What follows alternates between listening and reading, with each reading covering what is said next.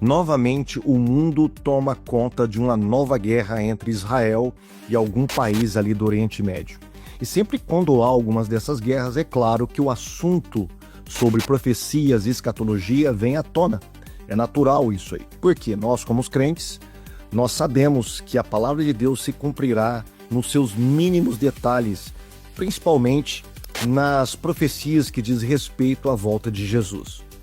Bom, quando a gente fala em escatologia, é claro que vem à tona também duas escolas principais, tem mais escolas, mas duas escolas principais a respeito de explicar, de entender a escatologia, as coisas dos últimos dias.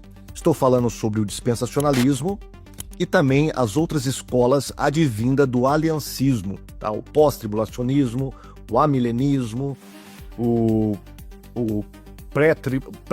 pré-milenismo histórico. Todas elas têm a sua, vamos dizer assim, a sua raiz na teologia do pacto, vindo da reforma protestante, principalmente da ala presbiteriana.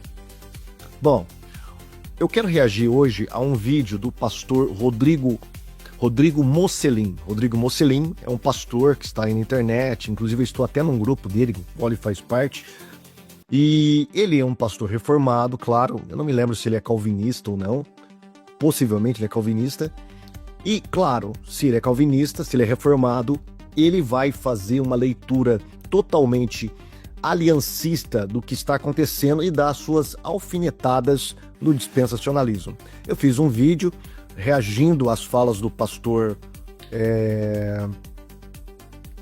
esqueci o nome, onde ele fala sobre amilenismo, e também introduz ali críticas ao dispensacionalismo. O pastor Mocelin também ele vai fazer suas críticas. Mas será que as críticas que ele fará ao dispensacionalismo, elas realmente são justas? Representa realmente a escola dispensacionalista? Então eu quero reagir a este vídeo e fazer ali as minhas ponderações conforme ele vai citando versículos bíblicos, vai falando, né? Nós vamos interagindo com ele, ok? Eu vou colocar aqui para você a fala dele e nós vamos interagindo aí, fazendo algumas correções. Porque sempre que Israel está envolvido em alguma guerra, os cristãos ficam alucinados. Vários pastores marcam o fim do mundo para amanhã, por conta de um pressuposto de interpretação. Um pressuposto dispensacionalista da Escritura. Eu vou lhe mostrar neste vídeo que o que está acontecendo... O primeiro erro aqui, vamos corrigir. Nem todos que são dispensacionalistas, não é todos que são dispensacionalistas que estão preocupados com a questão da profecia bíblica, tá? Existem grupos que não são dispensacionalistas, tá? Porém, são alucinados com questões de profecias bíblicas. Outros que se dizem dispensacionalistas, tá, nem sabem quais são os fundamentos teológicos do dispensacionalismo e a diferença entre dispensacionalismo e pré-tribulacionismo. Muitos colocam num saco só, chacoalha e falam, olha, isso aqui é teologia dispensacionalista. Então existe muita caricatura, existe muitos espantalhos que as pessoas constroem, criam em volta do dispensacionalismo, sendo que aquilo ali não é o verdadeiro dispensacionalismo, tá? Então aqui a introdução da fala do pastor Mocelin, ele já demonstra isso, tá? Nem todos que são dispensacionalistas trabalham com profecias, tá? Muitos que não são dispensacionalistas trabalham também com profecias bíblicas. Não é só o dispensacionalismo que estão olhando para as guerras, para as supostas profecias, né, e principalmente profecias de jornais, né, as profecias de jornais, que muitos gostam de ver profecias em jornais, manchetes de jornais, né, de reportagens. Essa definitivamente não é a escola dispensacionalista, tá? Principalmente os dispensacionalistas revisados. Sendo agora entre Israel e Irã, não tem assim uma ligação tão direta com a questão escatológica, não marca um sinal eminente do fim dos tempos para amanhã. Vamos falar sobre isso então. De fato, aqui nós podemos concordar com o pastor Mocelin. Não é porque há qualquer guerra entre Israel e qualquer povo ali do Oriente Médio que significa que está se cumprindo uma profecia, que Jesus vai voltar amanhã, Nós concordamos plenamente com isso, tá? E nenhum dispensacionalista discordaria do pastor Mocelin. Tá, ok? Então, isso que ele está dizendo não serve para nós dispensacionalistas, que na verdade o dispensacionalismo ele é contrariamente à marcação de datas, por uma simples razão: a teoria da volta iminente de Cristo. Se existe uma marcação de datas, é porque existe algum marco sem o qual Jesus não poderia voltar. Tá? Ou são as festas de Israel, ou são as luas de sangue, ou são os dias anos, né, muito em voga na teoria historicista, ou outra qualquer coisa que coloca como marco para a volta de Cristo, para calcular a volta de Cristo. Dentro do dispensacionalismo, isso aí não faz sentido através da teoria da volta iminente de Cristo. Jesus pode voltar a qualquer momento, independente de qualquer coisa. Na verdade, dentro do dispensacionalismo, a maioria dos dispensacionalistas acreditam que hoje, no tempo da igreja, não há nenhuma profecia se cumprindo a respeito da volta de Cristo. Olha, isso aqui está se cumprindo, então Jesus já vai voltar. Não existe isso. Existem profecias com sinais claros para a parousia, para a volta visível. Agora, para o arrebatamento, não existe. Tá? Então, isso faz total diferença entre o dispensacionalismo e outras formas de teorias escatológicas. O que impede, pelo menos teoricamente, né, de um dispensacionalista ficar marcando a volta de Jesus. Curta, comente, se inscreva. Bora para mais um vídeo. Então vamos lá. Antes que você pense que eu vou falar sobre uma questão política das brigas entre Israel e Irã, a gente não vai abordar isso. Nós vamos falar aqui da perspectiva espiritual, que é o que é o que de fato interessa para nós, cristãos. Que sempre que acontece uma guerra, tem um pastor do Apocalipse aí marcando o fim do mundo para amanhã. E aí a gente vai então falar sobre duas abordagens de interpretação da Bíblia. A abordagem... Então, veja, ele está colocando todas essas falas. Olha, sempre quando tem uma guerra, há sempre um pastor marcando a volta de Jesus para amanhã, como se colocando isso na conta da teologia dispensacionalista. Eu já acabei de falar que a verdadeira teologia dispensacionalista, ela é, por definição, contrária à marcação de datas da volta de Jesus. Mas uma caricatura de dispensacionalistas faz que isso possa ser colocado na conta do dispensacionalismo. E eu vou ser sincero aqui, vou fazer uma meia-culpa aqui como dispensacionalista. De fato, teve alguns dispensacionalistas que fugiram das bases, tá, teológicas do dispensacionalismo e chegaram até sugerir datas, como, por exemplo, Hal Lindsey. Infelizmente, Hal Lindsey, né? Um dispensacionalista, mas que fugiu e foi criticado na época por outros dispensacionalistas, como, por exemplo, o Dr. DeWitt Pentecost, um grande teólogo dispensacionalista. Ele foi criticado por isso, porque ele estava abandonando as bases do verdadeiro dispensacionalismo e adentrando a área do historicismo.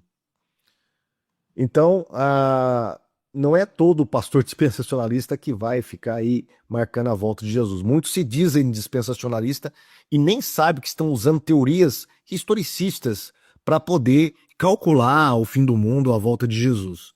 A abordagem aliancista e a abordagem dispensacionalista. Como você interpreta o que acontece em Israel? Isso vai depender muito dessas duas posições. Essas duas posições visam responder a pergunta: como que Deus lida com Israel e com a sua igreja? Deus tem apenas um povo ou dois povos? O aliancismo crê que Deus tem apenas um povo, aqueles que creem. Bom, aqui nós estamos entrando nas bases diferenciais das duas teologias, o aliancismo e o dispensacionalismo.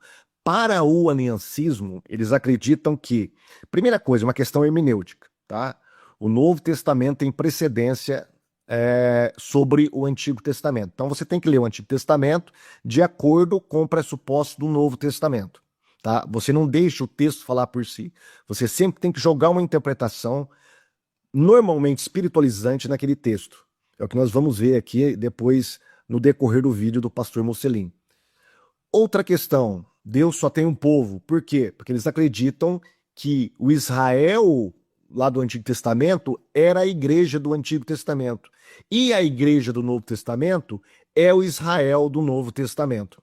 Tá? Então eles dizem que Deus, a igreja começa com Adão, tá? Muitos deles falam, a igreja começa com Adão, então Deus só tem um povo que vai até o fim dos tempos, até a volta de Jesus, até a eternidade. Só tem um povo só, tá? Sem distinção de Israel. Israel foi substituído, ele vai ser contra essa nomenclatura, né? Esse termo de substituição, mas depois ele vai reafirmar, porque não tem como esse pessoal fugir dessa nomenclatura. Eles são da teoria da substituição, tá? Ou, academicamente falando, supersessionismo, é mais utilizado academicamente. Ou teoria ou teologia da substituição é mais popular. Mas enfim, a mesma coisa, tá? Então, ele vai dar as bases aqui um pouco, né, das credenciais do aliancismo, e a partir desta visão que ele vai analisar a diferença com o dispensacionalismo e as profecias a respeito de Israel. Aqueles que creem são o Israel de Deus. Já o dispensacionalismo crê que Deus tem dois povos e que lida com eles de modo distinto. A perspectiva dispensacionalista é a perspectiva mais comum atualmente. Apesar de extremamente recente, é a mais seguida. Bom, vamos fazer aqui outras considerações. Primeiro, realmente, o dispensacionalismo acredita que Deus tem propósitos com o povo de Israel. Tem promessas a serem cumpridas com o povo de Israel. Isso é bíblico. Não tem como você ler a Bíblia e não enxergar isso, a não ser que você introduza uma dose muito grande de espiritualização nos textos bíblicos e nas profecias veterotestamentárias. Outra questão é, quando o dispensacionalista fala que Deus lida com Israel e lida com a igreja de modos diferentes, ele não está querendo dizer que Israel tem um jeito de ser salvo e a igreja outra maneira de ser salva. Que Israel é salvo pelas obras e a igreja é salva pela fé. Isso é caricatura, isso aí é espantalho, tá ok? Ninguém ensinou isso. Muitos acusam Scofield de ter ensinado isso. Ele pode ter não colocado, não ter sido feliz em muitas colocações que ele fez na sua Bíblia, mas isso foi corrigido. Em outras partes, Scofield deixa bem claro que a salvação é unicamente pela fé. E isso acredita o dispensacionalismo. Tanto Israel quanto a igreja, eles são salvos em uma única base, apenas pela graça de Deus por meio da fé, conforme está em Efésios capítulo 2, explanado muito bem pelo apóstolo Paulo. E quanto à questão do dispensacionalismo ser algo recente, tá? Isso não desabona em nada a teoria dispensacionalista. Por que não? Primeira coisa, será que é algo tão recente assim? Bom, primeiro, quanto uma teoria sistematizada, ela pode ser recente. Tá? A sistematização do dispensacionalismo é recente. Mas elementos dispensacionalistas você vai encontrar por toda a história, até mesmo os pais da igreja. Tá? Eu até vou indicar aqui um livro, Dispensacionalismo antes de Darby, porque eles falam que foi Darby que criou o dispensacionalismo, que não é verdade, ele apenas sistematizou o dispensacionalismo. E quando a gente vai estudar a história das doutrinas da igreja cristã, a gente vai perceber que a escatologia foi a última parte que a igreja começou a estudar, a se debruçar para poder realmente escrutinar essa doutrina sobre as últimas coisas. A gente tem lá no começo da igreja primitiva lá a questão da cristologia, a questão da teologia, né? Depois nós temos na Idade Média a questão da salvação pela fé, da justificação, da eclesiologia. E por último, agora, a partir do século XIX, que começou a igreja a se debruçar em cima realmente da escatologia. Nem os reformadores fizeram isso, nem os reformadores. Estavam preocupados com outras questões. Mas a escatologia foi deixada por último, coincidentemente, e agora está sendo melhor estudada. A partir do século XIX, do começo do século XIX para cá, é que começou a surgir as teorias, tanto aliancista quanto a dispensacionalista. Se o dispensacionalismo, ele é novo, o aliancismo também é novo. tá? Porque a sistematização dessa teoria da aliança, ela é recente, é um pouquinho mais antiga do que o dispensacionalismo, mas em questões de anos apenas, tá? Você não vai encontrar isso lá nos pais da igreja, lá na Reforma Protestante, no Novo Testamento, não existe isso. Apesar de, claro, isso fazerem um retrocesso para poderem fundamentar teologicamente. Mas, como sistematização, ela também é nova. Vamos deixar ele falar aqui. Creio que ela não está correta. Vejamos algumas passagens bíblicas que apontam na direção de que Deus tem apenas um povo, que é a perspectiva aliancista. Em Romanos, Paulo está respondendo a seguinte pergunta: Deus abandonou o seu povo, Israel? Por que o povo estava fazendo essa pergunta? Porque Deus havia prometido salvar o seu povo, mas muitos judeus rejeitaram o Messias. Qual então o argumento de Paulo para responder a isso? Ele diz: de modo algum, Deus não abandonou o seu povo. E no verso 6, ele lança a base do seu pensamento. Não é o caso de a palavra de Deus ter falhado, porque nem todos os que são de Israel são israelitas. De modo nenhum. E o primeiro argumento que Paulo... Ó, agora, o que ele vai fazer? Ele pega um texto realmente que fala sobre este tema, porém ele vai dar uma interpretação aliancista, que é mais uma conclusão teológica do que bíblica. Tá? E nós veremos isso. Nós vamos pegar os textos que ele está usando e vamos ler dentro do seu contexto, para ver se realmente o que ele está dizendo faz jus ao que o Paulo está dizendo ali em Romanos, está ensinando em Romanos a respeito de Israel. O que ele está fazendo? Ele está falando assim, ó, Deus rejeitou o seu povo? Não, Paulo fala que não. Mas qual é o povo que o Mocelin está interpretando aqui? É como se fosse a igreja. Então ele vai usar alguns textos, onde Paulo fala que nem todos que são de Israel são verdadeiramente israelitas, mas simplesmente aqueles que estão da fé, que são descendentes de Abraão, e vai usar isso para fazer uma interpretação do Israel do qual Paulo está falando. O que dentro do contexto não tem nada a ver. Paulo está ensinando completamente diferente. Tá? Mas vamos ver aqui, ele citou Romanos 9:6. Vamos dar uma olhadinha aqui em Romanos 9:6. Tá? Aqui, Romanos 9:6. Onde que ele citou aqui? Ó. Não que a palavra de Deus tenha falhado, porque nem todos que são de Israel são de Israel, ou são israelitas em algumas versões. Então, o que ele está querendo provar aqui? Olha, não é porque é judeu que realmente tem que ser judeu de verdade. Judeu é aquele que é pela fé. Mas vamos ler o contexto? Olha o que Paulo está falando. Olha, em Cristo digo a verdade, não minto. Não testemunho a minha consciência no Espírito Santo, que tenho tristeza e contida dor no meu coração. Porque eu mesmo poderia desejar ser anátema de Cristo por amor de meus irmãos, que são meus parentes na carne. Aqui Paulo está falando do Israel carnal, do Israel físico, tá? Que são israelitas, dos quais é a adoção de filhos. Olha, que são israelitas, dos quais é a adoção de filhos. E a glória, e as alianças, e a lei, e o culto, e as promessas. Paulo não está dizendo que Israel foi substituído, que Israel parou de ter relevância no plano de Deus. O contrário, que Paulo está falando aqui é que são israelitas, ou seja, é do povo de Israel, físico, carnal, do qual é a adoção de filhos, e a glória, e as alianças. Que alianças são essas? Aliança abraâmica, aliança davídica, aliança mosaica e a nova aliança, também feita em Cristo Jesus. Essas alianças todas foram feitas baseadas numa promessa ao povo de Israel. Por isso que ele vai falar aqui, ó, e o culto e as promessas. Então o povo de Israel na carne, presta atenção, é na carne aqui, ó, segundo a carne, é esse o contexto, tá? É o Israel físico. Ele tem promessas de Deus. Aí Paulo vai falar, olha, dos quais são os pais e dos quais é Cristo, segundo a carne, ou seja, da descendência física de Israel, o qual é sobre todos, Deus bendito eternamente. Amém.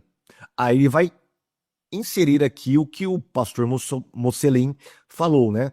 Não que a palavra de Deus haja falhado, porque nem todos os que são de Israel são israelitas ou são de Israel. Preste atenção, olha o que Paulo está falando aqui. Ele não está falando aqui que todo Israel não é de fato Israel, mas nem todos, porque alguns são de fato. Alguns são de fato. Depois Paulo vai falar que esses que alguns são de fato são os judeus remanescentes que se apropriaram da promessa, essa promessa aqui do versículo 4, tá? E por isso entraram na graça de Deus. Nem por serem descendentes de Abraão são todos filhos, mas em Isaac será chamada a tua descendência. Isto é, não são os filhos da carne que são filhos de Deus, mas os filhos da promessa são contados como descendência. Porque a palavra da promessa é esta, porque em tempo virei será... por este tempo virei e Sara terá um filho. Aí ele vai falar sobre a história de Isaac e Ismael, né? Que Ismael é a descendência da carne e Isaac é a descendência da promessa. Quem foi escolhido foi a descendência da promessa pela fé, que foi Isaac, não Ismael. Paulo está falando aqui, olha, eles têm promessa, eles são filhos, tá? Eles têm direito às promessas de Deus.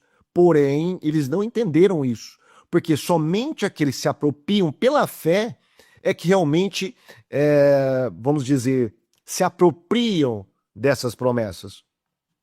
Aí em Romanos 10, olha o que Paulo vai falar. Irmãos, o bom desejo do meu coração e a oração de Deus por Israel é para a sua salvação.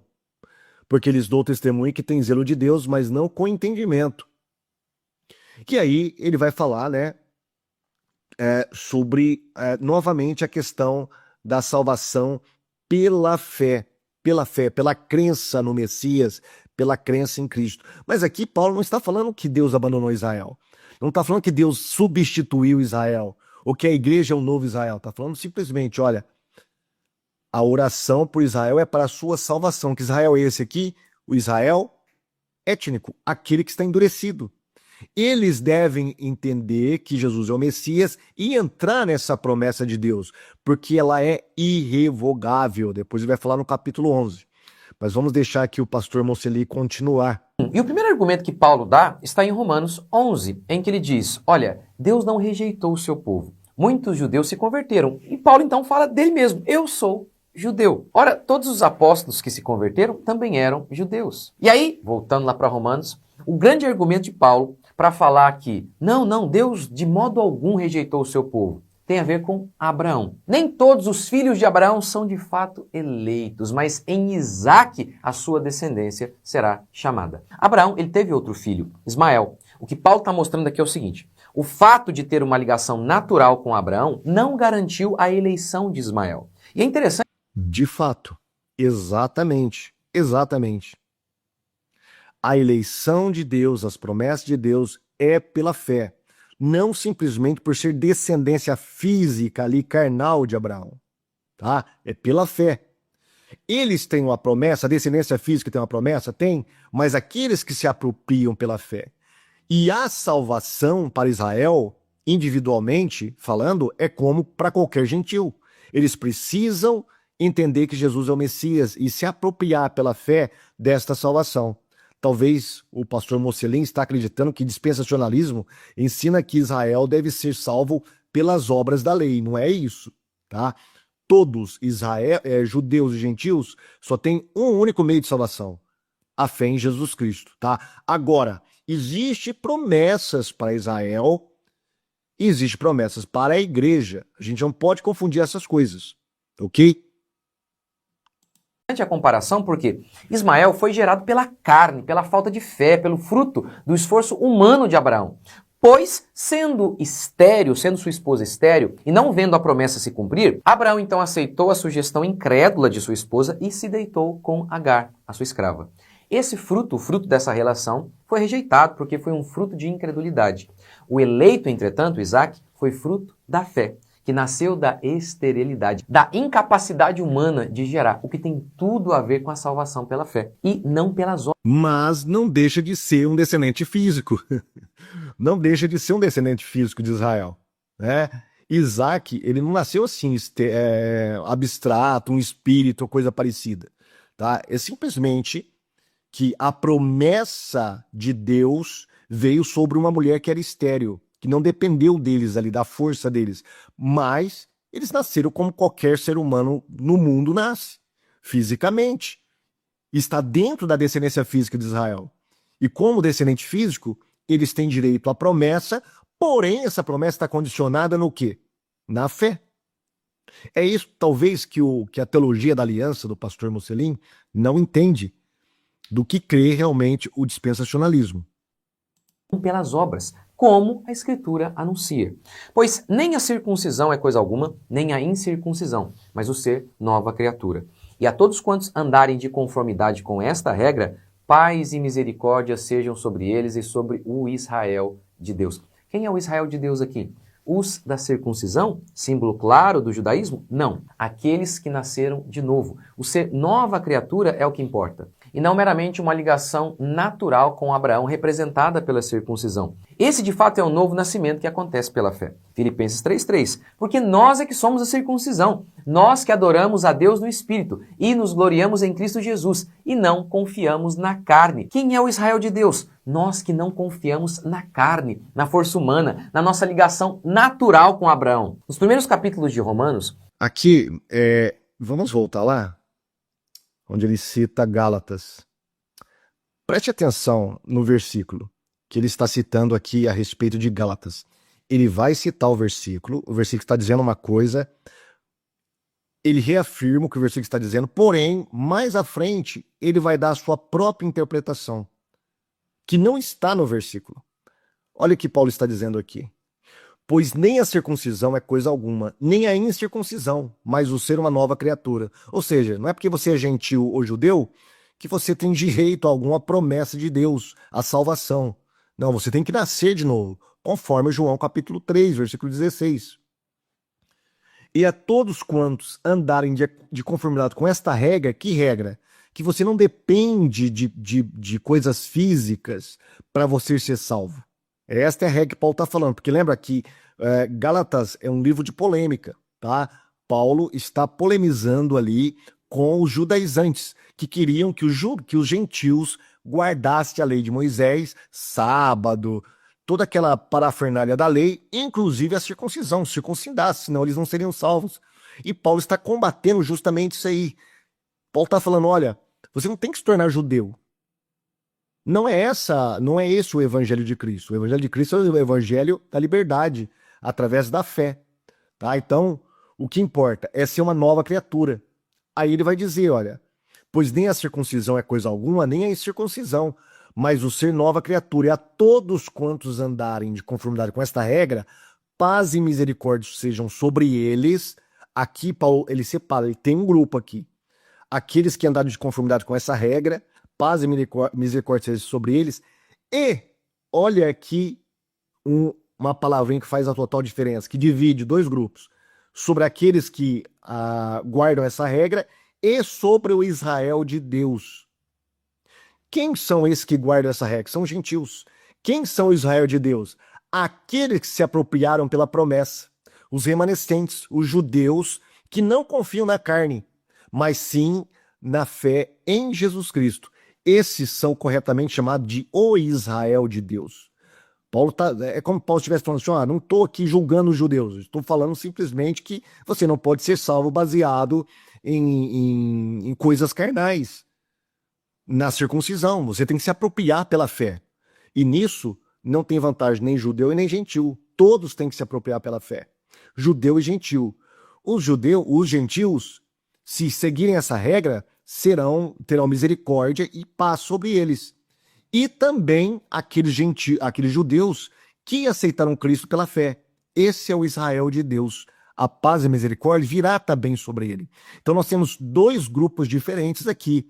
Aqui a igreja não é chamada de Israel de Deus. Em nenhum momento Paulo fala que a igreja é o Israel de Deus. Aliás, em nenhum lugar do Novo Testamento aparece isso. E isso é uma interpretação teológica que foi embutida no texto, por causa de pressupostos teológicos do aliancismo. Mas ela não faz parte, não emana naturalmente do texto bíblico. Deus. Quem é o Israel de Deus aqui? os da circuncisão, símbolo claro do judaísmo? Não. Aqueles que nasceram de novo. O ser nova criatura é o que importa. E não meramente uma ligação natural com Abraão representada pela circuncisão. Esse de fato é o novo nascimento que acontece pela fé. Filipenses 3:3. Porque nós é que somos a circuncisão. Nós que adoramos a Deus no Espírito e nos gloriamos em Cristo Jesus e não confiamos na carne. Quem é o Israel de Deus? Nós que não confiamos na carne, na força humana, na nossa ligação natural com Abraão. Nos primeiros capítulos de Romanos, Paulo defende que Abraão foi salvo antes da circuncisão. Essa bem-aventurança é somente para os da circuncisão ou também para os da incircuncisão? Pois dizemos que no caso de Abraão, a fé lhe foi atribuída como justiça. Como lhe foi atribuída? Quando ele foi circuncidado ou quando era incircunciso? Não quando foi circuncidado, mas quando ainda era incircunciso. Ou seja, o que Paulo está dizendo é, nem Abraão foi salvo por ser judeu. Nós o seríamos? A circuncisão, símbolo máximo do judaísmo, foi dado como um símbolo de sua fé, como um selo de sua salvação, e não como causa de sua salvação. É interessante notar também que em Romanos, Paulo diz que nós, os gentios, fomos enxertados na mesma árvore, na mesma oliveira em que os judeus naturais crentes o foram. Ou seja, não há duas árvores, dois povos. Deus tem apenas um povo. Os crentes do Antigo Testamento, que são a árvore original, e os crentes do Novo Testamento. Não é isso que está dizendo o texto. Vamos dar uma olhadinha no texto aqui, de fato, o que o texto está dizendo, tá? Vamos lá para o capítulo 11. Isso, capítulo 11 aqui. Vamos dar uma olhadinha. Olha o que Paulo diz aqui, olha. Capítulo 11. Digo, pois, porventura rejeitou Deus o seu povo? Que povo é esse aqui que Paulo está falando? É a igreja? Não. Está falando aqui do povo de Israel. Então veja bem, isso aqui já vai contra o que o pastor Mocelin está falando, né? Aqui Paulo parece dividir o povo, tá? Deus rejeitou o seu povo e Paulo está falando ali no presente. Está falando no presente. De modo nenhum, porque eu também sou israelita, da descendência de Abraão, da tribo de Benjamim. Que povo é esse? Israelitas que têm tribos, ou seja, o Israel étnico. Paulo se coloca como um israelita étnico, tá? É esse o povo que ele fala. Deus rejeitou o seu povo? Não. A prova que sou eu. Aí ele vai dizer, Deus não rejeitou o seu povo, que antes conheceu. Ou não sabeis o que a Escritura diz de Elias, como fala dele, fala a Deus contra Israel, dizendo, Senhor, mataram os teus profetas, destruindo os teus altares, e só eu fiquei, busco a minha alma. Mas que ele diz a resposta divina, perdão, eu estou tentando aqui acelerar o vídeo e acabo errando nas pronúncias.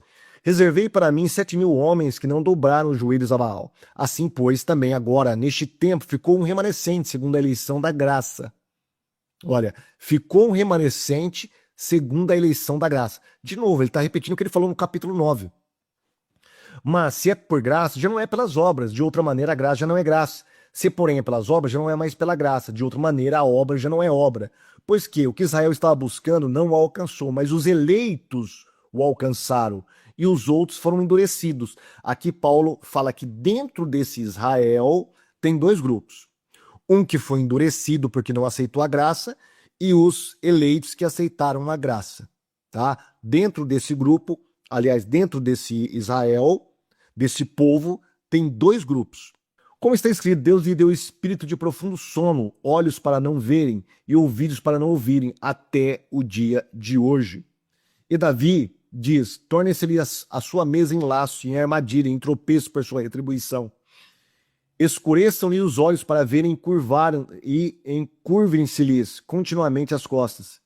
Digo, pois, porventura tropeçaram para que caíssem? De modo nenhum, mas pela sua queda veio a salvação aos gentios para os incitar aos ciúmes. Aqui começa nosso entendimento. Olha. E se a sua queda é a riqueza do mundo e a sua diminuição a riqueza dos gentios, quanto mais a sua plenitude. Olha aqui. Aqui de quem que Paulo está falando? Do Israel étnico, do Israel como povo. Tá? Se a sua queda foi para a riqueza dos gentios, quanto mais a plenitude. Aqui Paulo está falando de uma futura recuperação desse Israel étnico. Porque convosco falo, gentios, que enquanto for apóstolo, gentios exaltam o meu ministério. para ver se de alguma maneira posso incitar os ciúmes, os da minha carne, e salvar alguns deles. Porque se a sua rejeição é a reconciliação do mundo, qual será a sua admissão, senão a vida dentre os mortos? Aqui Paulo está falando novamente que Israel será recuperado, será readmitido novamente. Eles não creram, foram cortados. Entrou a época dos gentios. Haverá um momento em que eles serão readmitidos novamente. É isso que Paulo está dizendo. E se as primícias são santas, também a massa o é. Se a raiz é santa, também os ramos o são. E se algum dos ramos foram quebrados, e tu, sendo oliveira brava, foste enxertado em lugar deles e feito participante da raiz e da seiva da oliveira, não te glories contra os ramos. E se contra eles te gloriares, não és tu que sustenta a raiz, mas a raiz a ti. Que raiz é essa? Que Paulo não define quem é essa raiz. Apenas os ramos. Os ramos que foram quebrados são os judeus e os ramos que foram enxertados foram os gentios. Tá? Então, nessa árvore que tem uma raiz que sustenta, esses ramos foram quebrados. Outros ramos foram enxertados de modo artificial, não natural. Os ramos naturais foram quebrados. Não te glories contra os ramos, e se contra eles te glories, não és tu que sustenta a raiz, mas a raiz a ti. Possivelmente essa raiz aqui, ou essa árvore, é a promessa que Deus fez a Abraão de salvação, lá no capítulo 12 de Gênesis. Dirá, pois, os ramos foram quebrados, mas para que eu fosse enxertado. Está bem, pela sua incredulidade foram quebrados, e tu estás em pé pela fé. Então, não te ensoberbeças, mas teme. Porque se Deus não poupou os ramos naturais, teme que não te poupe a ti também. Considera, pois, a bondade, a severidade de Deus, para com os que caíram, severidade, mas para contigo benignidade, se permaneceres na sua benignidade. Olha aqui, tem um pouco de arminianismo aqui, né? De outra maneira, também tu serás cortado. Se você não permanecer, você será cortado também, como foram o povo de Israel. E também eles, se não permanecerem na incredulidade, serão enxertados, porque poderoso é Deus para os tornar a enxertar novamente. Olha, porque se tu foste cortada natural oliveira brava, e contra a natureza enxertado na boa oliveira, quanto mais esses, que são naturais, serão enxertados na sua própria oliveira. Então, há uma promessa, tá? A promessa de salvação através de Abraão pela fé. Quem são os ramos naturais? São os filhos de Abraão étnicos, tá? Eles foram cortados porque caíram na incredulidade. Outros gentios que creram foram enxertados nessa promessa. E ele falou, ó, não fique se gloriando porque você está na Harvard, porque os verdadeiros ramos estão cortados. Se eles são os verdadeiros ramos e estão cortados, quanto mais você nem faz parte dessa árvore por questão biológica, natural, tá? Vocês foram enxertados pela fé. Vocês têm que permanecer na fé. Senão, vocês serão cortados como eles foram também. Aí ele vai dizer, por que não quero, irmãos, que ignoreis esse segredo? Ou seja, na palavra mistério, né? Para que não sejais sábios em vós mesmos. Que o endurecimento veio em parte sobre Israel, não veio completo sobre Israel, em parte sobre Israel, até que a plenitude dos gentios haja entrado. Ou seja, Israel está cortado por uma questão de tempo. Que tempo é esse? A plenitude dos gentios. E plenitude aqui está falando de números mesmo, tá? O último gentio a ser salvo determinará uma reviravolta nesse novo reenxerto, né, de Israel nesta oliveira. E esta será a minha aliança com eles, quando eu tirar os seus pecados. Assim que, quanto ao evangelho, são inimigos por causa de vós. Quem que é esses que são inimigos por causa de vós? O Israel carnal, aqueles que estão incrédulos.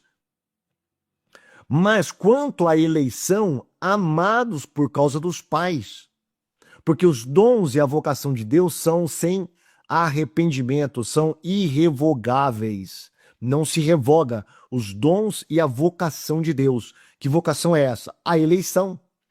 Porque assim como vós também antigamente foste desobedientes, a Deus, mas agora alcançaste misericórdia pela desobediência deles. Assim também estes agora foram desobedientes, para também alcançarem misericórdia pela misericórdia a vós demonstrada.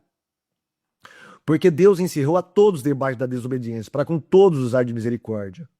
E aí ele vai citar um hino aqui, né? E vai terminar o capítulo 11. Mas, resumindo, Deus rejeitou o seu povo? O povo nacional, o Israel como povo de Deus? Não. Paulo diz claramente que não. Houve um momento em que eles foram quebrados por causa da incredulidade, mas haverá um momento em que eles serão novamente restaurados. Quando? Quando aqui fala Deus tirar os seus pecados. E esta é a minha aliança com eles, quando eu tirar os seus pecados. Haverá um momento em que o povo de Israel, e isso é claro, dentro de uma visão dispensacionalista, eles clamarem pelo Messias e o Messias aparecer e eles acreditarem em Jesus. Todo Israel dessa maneira será salvo, tá? É isso que Paulo está falando. Eles serão novamente enxertados pela fé na oliveira e serão novamente restabelecidos como promessas de um povo de Deus descendente de Abraão. Vamos voltar lá para o pastor. Vamos deixar ele falar mais aqui. Dispensacionalistas dizem que aliancistas falam em substituição da igreja por Israel. Primeiro que há mesmo essa linguagem usada por Jesus por conta da rejeição dos judeus. Mateus 21:43. Por isso vos digo que será tirado de vós o reino de Deus e será dado a um povo que produza os frutos dele. Mas além Aonde que está a substituição neste versículo? Em lugar nenhum. Ele está lendo através de lentes teológicas. Ele não está extraindo do texto bíblico. O que o texto está dizendo? Por isso vos digo que será tirado de vós o reino de Deus e será dado a um povo que produza os frutos dele. Ou seja, produza obras. Tá? Não está falando que Deus rejeitou Israel. Não estão falando que Israel está sendo substituído. Apenas a função foi passada para um outro povo, a igreja. É a mesma coisa se eu tivesse 2 filhos trabalhando em, por exemplo, sei lá, fazer uma instalação elétrica. Eu vejo que o primeiro não tem muita habilidade ali com as ferramentas e tal. E aí eu pego da mão dele e passo para o outro, que tem mais habilidade. E explico mais ou menos. E aí o outro começa a fazer o serviço e produz um bom serviço. O serviço é acabado. Eu substituí um pelo outro? Não. O que eu fiz? Eu passei as ferramentas para aquele que tem mais habilidade fazer o serviço. Mas eu não estou substituindo os filhos. Os 2 continuam como os filhos. Tá? É mais ou menos isso que Jesus está falando. Aqui não está falando de substituição, que a igreja é o novo Israel ou coisa parecida. Isso é apenas pressuposto teológico, não estão no texto, e muito menos nesse texto de Mateus. Mas além disso, o que me parece é que há não apenas uma ideia de substituição, mas também de continuidade. Judeus naturais que creram foram salvos. Gentios que creram foram salvos e enxertados na mesma árvore. De modo que o que se aplica ao povo crente do Antigo Testamento também se aplica ao povo crente do Novo Testamento. Não temos 2 leis, 2 povos.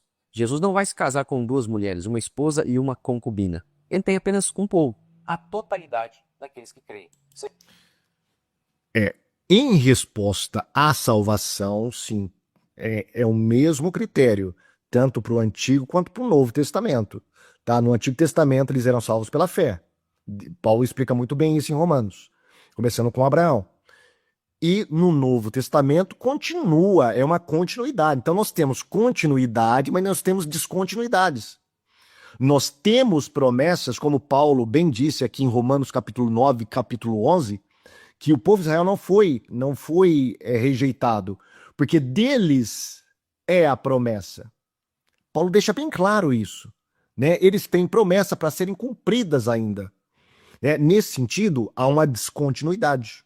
Tá? A igreja, ela nunca é chamada de Israel de Deus no Novo Testamento. Em nenhum lugar, Paulo ou qualquer apóstolo vai falar que a igreja substitui Israel. Tá? Em nenhum momento. Sejam judeus ou gentios, pois o que determina a salvação é a eleição, que é manifesta por meio da fé. Uma evidência disso. Lembra da promessa de Jeremias, ou melhor, de Deus feita por Jeremias? Eis que vem dias, diz o Senhor, em que farei uma nova aliança com a casa de Israel e com a casa de Judá. Quando se cumpriu essa aliança com a casa de Israel? Quando Jesus estabeleceu a ceia, lembra? Ali se cumpre a profecia. E essa cerimônia da ceia foi dada a quem? Aos discípulos, à sua igreja. Ora, se Jeremias diz que essa aliança seria firmada com a casa de Israel, e Jesus a consuma e declara que essa nova aliança está ali, ó, com a sua igreja, com o seu povo, fica claro que a casa de Israel aqui é a igreja. Essa perspectiva é fundamental. Não, ele só esqueceu de mencionar que os discípulos eram judeus, eram de Israel. Agora, o que ele não leu é o seguinte, olha. Aonde que está essa promessa de Jeremias 31? Dentro de um contexto de restauração. Olha o que Jeremias vai falar aqui. Vamos lá para Jeremias 31. Mas essa aliança que falei com a casa de Israel, depois daqueles dias, diz o Senhor. Porém a minha lei no seu interior, escreverei no seu coração, e serão o seu Deus e eles serão o meu povo. E não ensinará a cada um, tal, nunca mais lembrarei dos seus pecados e tal. A promessa é feita com quem? Com Israel. Não está falando aqui que é feita com gentios. É com Israel. É bem claro o versículo bíblico, tá?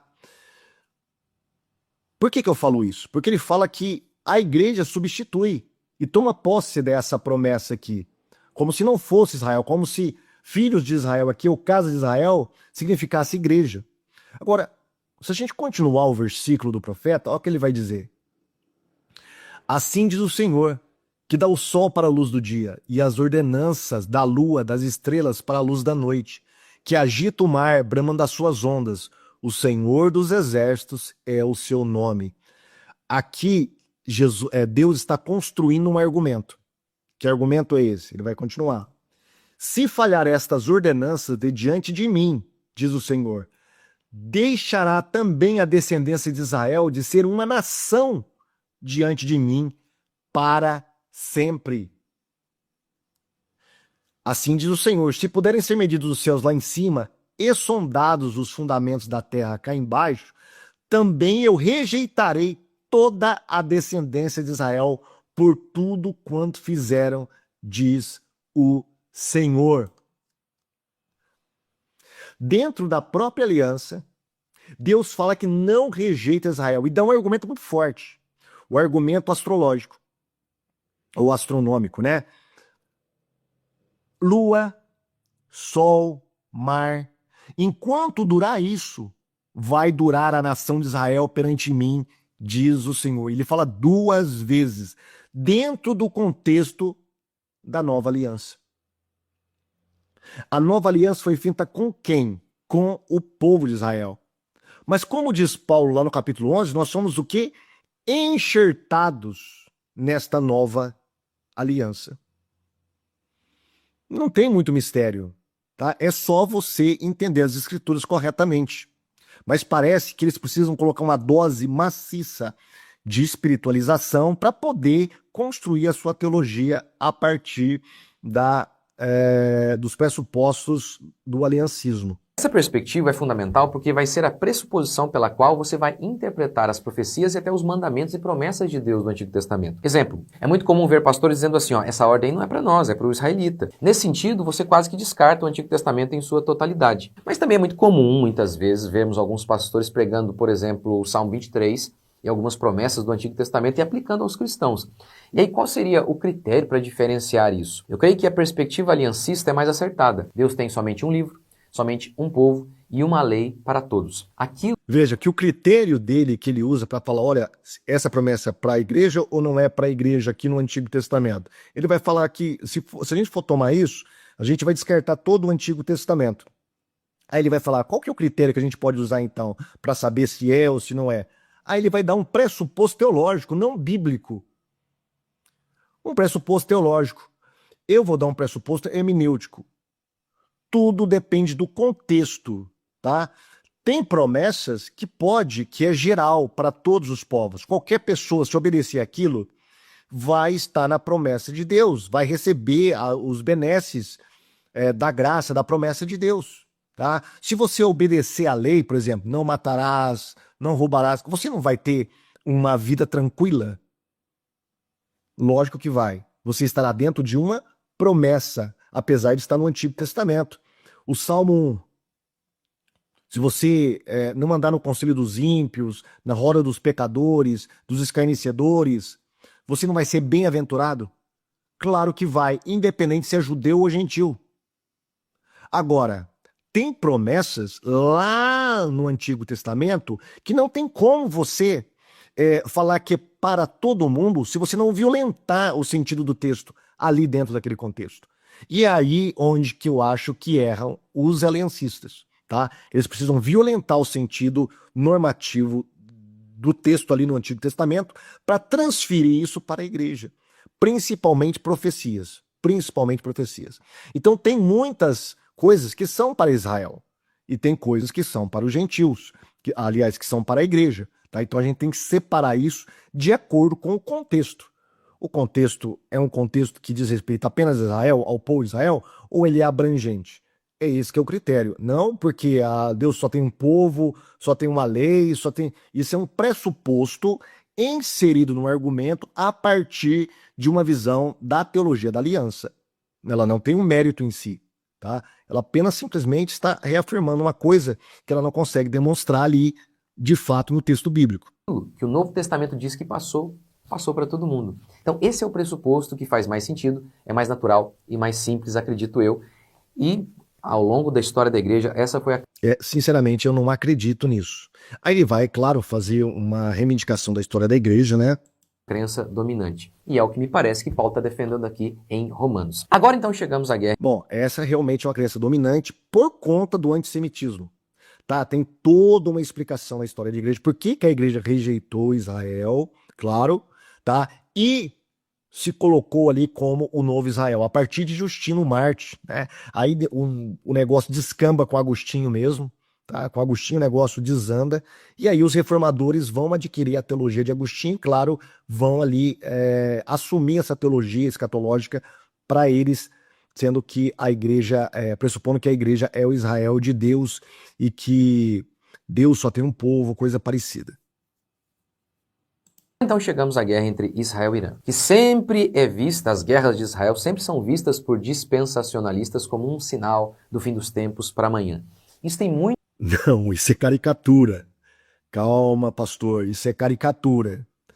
O senhor pode me dizer, em alguma literatura dispensacionalista, algum teólogo de respeito dispensacionalista que ensina essas coisas? Tá, talvez o senhor esteja se baseando em dispensacionalistas populares, ou um dispensacionalismo popular aí, que a pessoa nem sabe quais são os fundamentos teológicos do dispensacionalismo, mas não numa teologia séria dispensacionalista. De fato, não é. Então vamos com calma aí. Então vamos assumir coisas que o dispensacionalismo nunca pregou. Muito a ver com a abordagem deles, que muitas vezes pegam profecias relativas a Israel que já se cumpriram e jogam para um futuro distante. O melhor exemplo disso é... Não é que jogam para um futuro distante, estão no futuro distante porque elas não se cumpriram. Elas não se cumpriram. Ele vai dar um exemplo aqui de Mateus 24 agora. Vamos observar aqui como que ele faz a leitura de Mateus 24 e por que eu não concordo com isso.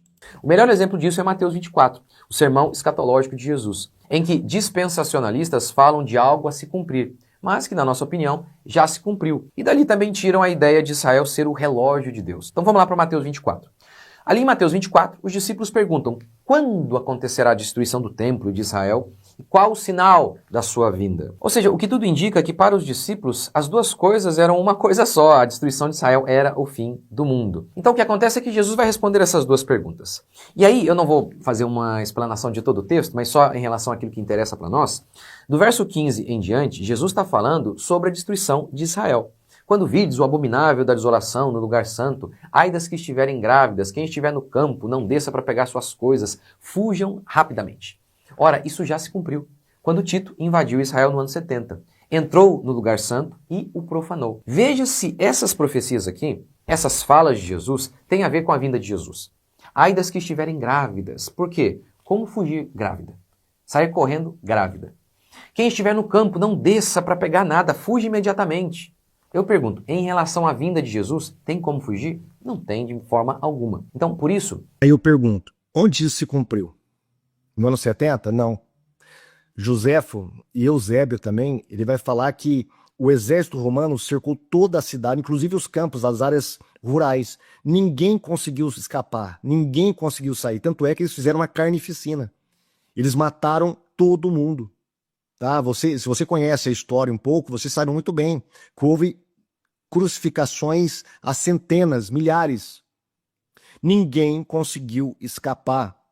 Ah, mas e os cristãos? Isso aqui não diz respeito aos cristãos que acreditavam em Cristo. O pessoal que era cristão, os irmãos que eram cristãos, fugiram para Pela muito antes dessa tribulação aí de Tito, muito antes eles fugiram para Pela. Não foi na época que o exército romano invadiu, muito antes. E outra, aí fala fugir para os montes. Pela não está no monte, está no vale. Então nem nisso a profecia pode ser encaixada, tá? Então essa questão, ela está dentro de um contexto de tribulação. É muito claro isso. Ele vai citar aqui a parte da Oliveira, né? Como da Oliveira ou Figueira, que fala que é um sinal, né? E aí ele vai dar uma outra interpretação. Depois nós vamos analisar o texto e ver se realmente faz sentido o que ele está falando. Por isso, dispensacionalistas falam sempre em reconstrução do templo. Ora, se o texto aqui está falando, olha, cuidado, quando vocês virem o demônio lá no templo, isso é um sinal. Ora, mas isso já se cumpriu. Não se cumpriu. Cabalmente não se cumpriu. Quem é que será profanado? O templo. Como que será profanado? Com sacrifícios. Com sacrifícios. Tá? E sacrifício de quem? Aí você tem que ir lá no capítulo 7 lá de Daniel, tá? No capítulo 7 de Daniel, capítulo 9, perdão, de Daniel. Eu estou fazendo esse texto aqui sem preparação nenhuma, tá? Estou respondendo para ele aqui a partir do que eu entendo, né, da teologia dispensacionalista. Então, lá no capítulo 9 de Daniel, fala sobre a abominação desoladora. E fala que ele fará cessar o sacrifício. Gente, isso não tem nada a ver com o exército romano entrando no templo. Eles de fato entraram no templo, tá? Mas não é essa a desolação, a abominação desoladora. Não é essa. Para que isso aconteça, deve haver o quê? Um templo não destruído, como fez com o exército romano, mas um templo edificado, para que haja uma profanação, tá? E aí, depois do ano 70, nós temos templos em Israel? Ainda não. Mas existe todo um trabalho de fundo dos judeus para a reconstrução de um templo. Quem acompanha muito bem a história ali da religião em Israel sabe muito bem que tem todos os preparativos para um templo. Eles só não ergueram um templo por causa do problema do Domo da Rocha, tá? Que é onde tem uma mesquita muçulmana ali, toda mesquita é muçulmana, né? Mas uma mesquita ali em cima, onde seria o lugar do templo, mas eles já têm sacerdotes, eles sabem já das tribos certinho, eles já têm toda a estrutura para sacrifícios, tudo está sendo preparado já. E outra coisa, quando a gente vai lá para 2 Tessalonicenses, Paulo fala que o homem do pecado sentará no trono de Deus, no templo, como se fosse Deus. Para que ele sente no templo, para que haja uma abominação, deve haver um templo. Agora, quando você vai lá para o capítulo 11 de Apocalipse, você vê as duas testemunhas dentro de onde? De um templo. De um templo. Então, haverá a construção de um templo, gente. É só você analisar os versículos bíblicos, né? Então, não faz sentido o que ele está falando aqui dentro do próprio texto do Novo Testamento, dentro da escatologia apostólica. Isso aconteceu no ano 70. Mas como eles não interpretam de maneira correta, eles então... Ah, tá. Nós não interpretamos de maneira correta. Somente os aliancistas, né? Que precisam espiritualizar tudo. Olha, me desculpe, com todo respeito ao pastor Mocelin, que eu gosto muito das abordagens dele, mas nessa ele está falhando, tá? Porque ele não conhece de fato o que é teoria ou teologia dispensacionalista. Jogam lá para frente e aí causam uma grande confusão. Não causa confusão. A gente deixa no futuro o que a Bíblia colocou no futuro. E a gente deixa no passado o que a Bíblia colocou no passado. E assim é natural. Tá? Não é que a gente joga lá e embaralha tudo. Não, é que a Bíblia faz isso. Tá? Caso contrário, você tem uma tremenda de uma contradição. Aí sim nós temos uma grande contradição, uma grande bagunça. Logo em seguida, no mesmo sermão, Jesus conta a parábola da figueira. Quando as folhas se renovam, vocês sabem que isto é um sinal de que o verão se aproxima. Pois bem, quando estas coisas que eu acabei de dizer estiverem acontecendo, diz Jesus, saibam que a minha vinda está próxima. Ora, estas coisas têm a ver com tudo aquilo que Jesus disse, não apenas com aquilo que ele falou sobre Israel, que inclusive já se cumpriu. Gente, é um absurdo. O que ele está falando é um absurdo, tá? Talvez seja por isso que ele não citou o texto bíblico aqui. Vamos lá no texto bíblico. Vamos dar uma olhadinha. Aqui, olha. É o versículo 32. Aprendei, pois, esta parábola da figueira, quando já os seus ramos se tornarem tenros e brotam folhas, sabeis que está próximo o verão. Igualmente, quando virdes todas essas coisas, sabei que ele está próximo às portas.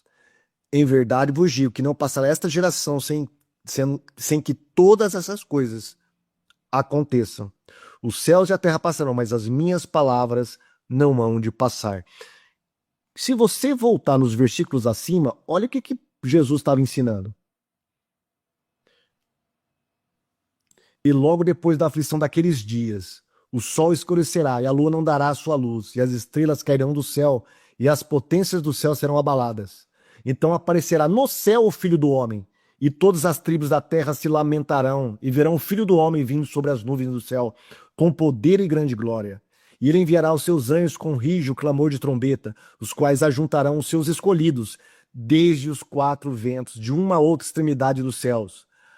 Aí sim ele vai falar: aprendei, pois, a parábola da figueira, quando já os seus ramos se tornam tenros e brotam folhas, sabeis que está próximo o verão. Igualmente, quando virdes todas essas coisas, sabei que está próxima as portas. Aqui Jesus está falando de uma época de tribulação. O sinal da figueira é um sinal para a volta do Filho do Homem. Por isso que o dispensacionalismo ele interpreta corretamente, tá? Para a parousia, para a volta visível de Cristo, há sinais. Tanto é que Jesus falou aqui, ele comparou com a figueira. Olha, quando vocês virem a figueira, os seus ramos, as suas folhas, tal, vocês já sabem que o verão está próximo. A mesma coisa, quando alguns sinais acontecerem, como lhe fala aqui, olha, no céu, na terra, tal, aparecerá o sinal do Filho do Homem. Então, quando vocês virem esses sinais, vocês ficam espertos, porque Jesus aparecerá. Aqui não está falando de arrebatamento. Aqui está falando da parousia, da volta visível, de acordo com a teologia dispensacionalista. Aí ele introduz a questão da figueira. Tá? Ele não está falando lá de Tito, do ano 70, não tem nada a ver isso. Está falando daqui, olha. Está dentro deste contexto. Então Jesus, no capítulo 24, está falando de duas coisas. Assim como Lucas também. Tá? Lucas é mais claro. Está falando da derrota de Israel, da destruição de Israel no ano 70, e depois ele pula para um evento futuro, que é a volta dele. Tá? E essa figueira aqui está dentro desse contexto da volta dele, não dentro do contexto que fala do ano 70. Então eu creio que no fundamento de interpretações erradas sobre Israel está essa perspectiva dispensacionalista. Além disso, Então, novamente, é o dispensacionalismo que é o caos do mundo inteiro, né? Assim como é o protestantismo para o catolicismo, que é a caixa de Pandora para o mundo, o dispensacionalismo é a caixa de Pandora para a teologia cristã, né? Meu Deus do céu, é muito preconceito que esse pessoal tem com o dispensacionalismo, né? Eles fazem caricaturas, colocam na boca do dispensacionalismo aquilo que o dispensacionalismo nunca pregou, né? Constroem um espantalho e depois se gabam de ter destruído aquele espantalho que eles construíram. como assim, os pastores do Apocalipse, os conspiracionistas natos, eles erram sistematicamente em suas conspirações. Sim, eles erram, mas nenhum dispensacionalista que preze honesto e que tenha gabarito é a favor de marcar data, gente. O fim do mundo, pelo amor de Deus. Quem que marca a data e fim do mundo? Dispensacionalista? Os últimos, quem que foram? Por exemplo, Harold Camping, aquele pastor batista lá que marcou a volta de Jesus para 2011, acho 2009, 2011, com todos os cálculos e tal. Era dispensacionalista? Claro que não. A maioria dos que marcam são historicistas, que ficam procurando cumprimentos atuais de profecias. O dispensacionalismo fala que nessa era nós não temos sinais para o arrebatamento. Os sinais virão depois do arrebatamento, na grande tribulação, quando a igreja não estará mais aqui. Então não faz sentido essa acusação que ele faz contra o dispensacionalismo, sem falar da teoria da volta iminente de Cristo, que é uma base muito forte do dispensacionalismo, que breca, que corta pela raiz toda marcação de datas para a volta de Jesus. Como confiar em alguém que erra sempre, que todo dia anuncia o fim do mundo para amanhã? Além disso, as chamadas, o fim está próximo, agora a casa caiu mesmo, amanhã acabou. Isso aí é igual jornalista sensacionalista. O que é notícia? Avião decola e chega em segurança. Não, avião cai, perigo, catástrofe. Isso também se aplica à tara de muitos em marcar o fim do mundo para amanhã. Concordo, isso aqui eu estou de acordo com ele. E nenhum dispensacionalista discordaria do pastor Musselin nessa parte aqui. De fato, nós condenamos marcações de datas e a maioria dos que marcaram datas não eram dispensacionalistas. Se você procurar na história, todos que marcaram datas, a maioria, 99%, não eram dispensacionalistas. Alguns dispensacionalistas desavisados ou afoitos usaram critérios não do dispensacionalismo, mas do historicismo e acabaram no erro de marcar datas para a volta de Jesus. Tá? Mas eles não podem representar a verdadeira teologia dispensacionalista. Sensacionalismo. Então, assim, via de regra, Israel é óbvio, as guerras que acontecem hoje fazem parte, sim, do fim dos tempos, no sentido de que as guerras vão acontecer sempre.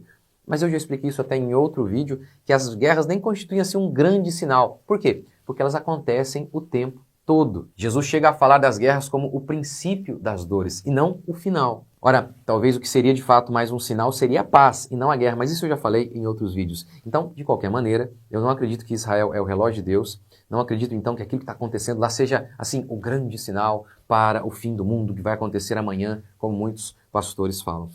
Deixe seu comentário aqui.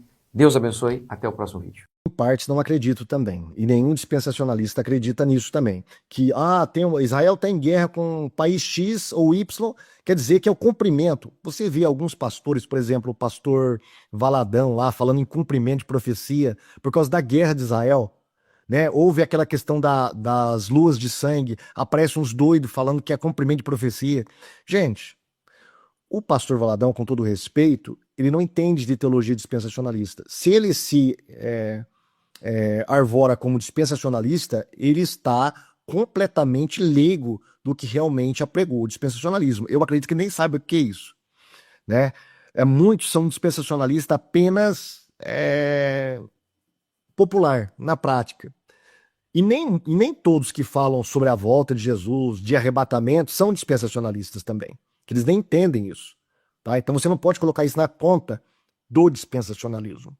Tá? E nós não acreditamos que qualquer guerra que Israel trave seja cumprimento de profecia. Isso não quer dizer que não seja a construção, a montagem de um cenário para o que irá acontecer no futuro. Tudo já está convergindo. Isso é o cumprimento? Não, não é o cumprimento dessa ou daquela profecia. É apenas a montagem de cenários para o cumprimento futuro de uma profecia. Tá? É assim que nós cremos, é assim que entende os dispensacionalistas. Então, ele criou uma caricatura, não vou assim acusá-lo, porque a maioria não entende também. Tá? Eles trabalham mais com espantalhos, caricaturas, do que realmente a doutrina verdadeira, a crença verdadeira dispensacionalista. Então, Israel é o relógio de Deus? É o relógio de Deus, sim. Tá? Ninguém prevê a volta dos judeus para a terra deles. E tem outra, os judeus estão voltando em massa para Israel, do mundo inteiro. É só buscar profecias no Antigo Testamento que falam sobre essa volta dos 4 cantos da terra. É só buscar essas profecias. Israel está voltando para sua terra. Tá? Israel está sendo oprimido no mundo inteiro. Cemitérios judaicos estão sendo profanados, eles estão sendo hostilizados. Muitos bilionários judeus estão voltando para Israel, saindo de muitos países da Europa, que está tendo uma grande onda de antissemitismo. Tudo está convergindo para cumprimento de profecia. Uma profecia que se cumpriu realmente, em nossa época, foi em 1948, com a nação de Israel através da ONU. Ali se cumpriu a profecia de Isaías, do capítulo 60, onde diz: porventura nascerá em um dia uma nação? Ali Israel nasceu em um dia como nação. tá? E ali começou a vir judeus de todas as terras, contrariando as previsões dos aliancistas. Muitos teólogos aliancistas falavam que nunca a nação de Israel poderia voltar para a sua terra, tá? Por quê? Porque estava contra a palavra de Deus isso. Contrariando todas essas previsões teológicas, Israel voltou. Por quê? Porque a palavra de Deus, ela não tem compromisso com pressupostos teológicos. Nós devemos analisar a Bíblia pelo mérito da Bíblia, não através de pressupostos. Mas é isso aí, pessoal. Eu acho que eu fiz uma análise muito boa aqui do vídeo dele, tá? Não é uma herege ou coisa parecida, tá? São visões diferentes de escatologia, mas ele trabalhou com espantalhos e a gente então interviu aqui para poder sanar um pouquinho dessas dúvidas a respeito do dispensacionalismo que tem sido execrado, principalmente no mundo reformado. Os irmãos reformados têm os dispensacionalistas como que uma heresia, tá? É lamentável isso, mas é isso aí. Gostou do vídeo? Divulgue esse vídeo para a escola dominical, para suas igrejas, tá? E diga, Israel, de fato, ele tem importância nas profecias bíblicas e no relógio de Deus. Por quê? Porque Deus não rejeitou o seu povo. Se o céu, a terra e o mar deixarem de existir, Israel deixa de ser nação perante o Senhor. Ainda existe céu e terra e mar, então Israel continua perante o Senhor como uma nação, um povo escolhido que tem promessas, segundo diz o apóstolo Paulo no capítulo 9 e no capítulo 11 de Romanos. Tchau.